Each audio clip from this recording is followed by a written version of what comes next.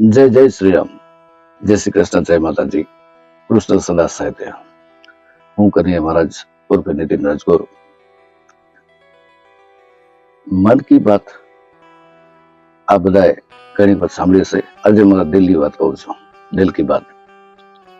હવે લગભગ ઘણા સમયથી જ્યારે જ્યારે મુંદ્રામાં ક્યાંક મને ખોટું થતું દેખાય, ક્યાંક રોડ રસ્તા તૂટેલા હોય, ક્યાંક કચરાના ઢગલા હોય, ઘણા બધા પ્રશ્નો છે.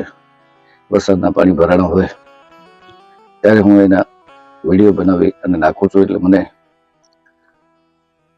100, 200, 500 કોમેન્ટો મળે છે. હજારોની લાખોની સંખ્યામાં લાઈક અને વ્યૂ મળે છે. અત્યારે બધાને મજા આવતી હતી એટલે જ શેર કરતા, કોમેન્ટ કરતા લોકો.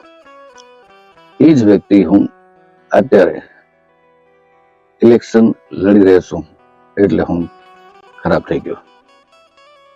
કેમ આવું? હજી મારા મુદ્દા તો જ છે.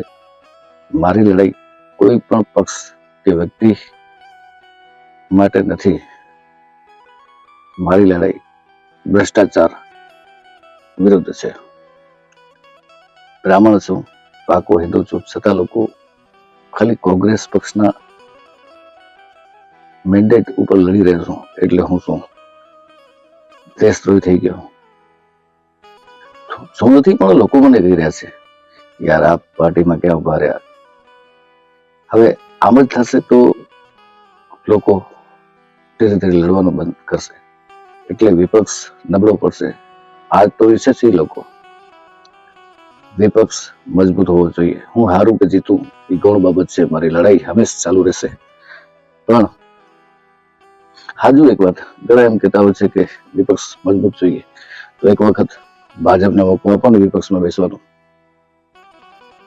વિપક્ષ મજબૂત થઈ જશે. મુદ્રાની જ વાત કરું છું માત્ર. અને બીજી વસ્તુ કે હું મોદીવાદી માણસ છું. મોદી સાહેબને બહુ માનું છું, ભાજપને માનું છું, પણ ખાલી સ્થાનિક ચૂંટણીમાં કોઈ પણ પક્ષ જાતિ, જ્ઞાતિ, ધર્મ નથી આવતું. અજ્ઞાનતાના અંધકાર દૂર થશે ત્યારે રાતના લગભગ 1:30 વાગ્યા છે. નિંદર નથી આવતી. મને લોકો જે કહી રહ્યા છે ને એ સવાલો મગજમાં ઘૂમરાયા કરે છે. એટલે હું લાઈટ લઈને ટેરેસ ઉપર આ વિડીયો બનાવું છું, જેથી પરિવારના સભ્યોને ખલેલ ન પડે. આ મારી વ્યથા છે, પીડા છે. કાંઈ બધું નહીં, તમને મજા ન હોય, મને વોટ ન આપજો. હા, હું હારીશ તો માત્ર મારી હાર નહીં છે. અરે મારી માત્ર શું, જરાય હાર નહીં છે, એ લોકોની હાર હશે.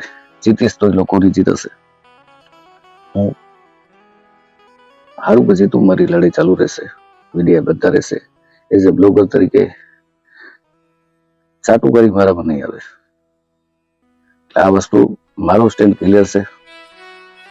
આપ બધાને આશા રાખું છું કે સાફ દિલથી આજે હું આપની સમક્ષ વાત કરી રહ્યો છું આ વિડીયોના માધ્યમથી.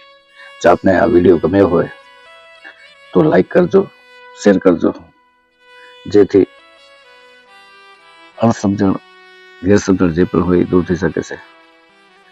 અને છેલ્લે આ હિન્દુત્વની વાતો આપણે કરીએ છીએ, એ હિન્દુત્વ નહીં